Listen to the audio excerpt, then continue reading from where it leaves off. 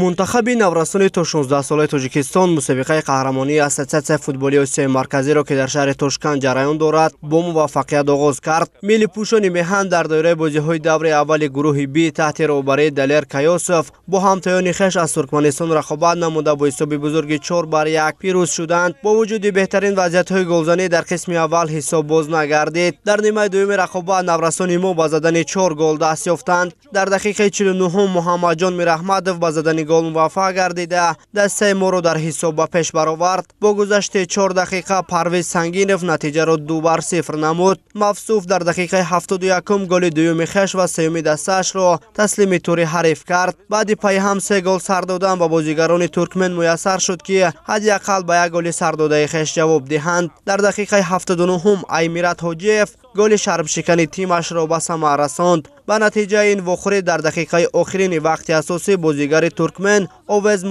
مرادوف نقطه نهایی را گذاشت. این بازیگر در یک وضعیت اشتباهاً توپ را فوری دروازش کرده مؤلف خود گل یا به اصطلاح افتگال شد. همکنون در دور نهایی مرحله گروهی مسابقات در گروه بی منتخب نورستان تا 16 ساله تاجیکستان با دسته افغانستان وام خورد. این رقابت روز 28 می برگزار خواهد شد.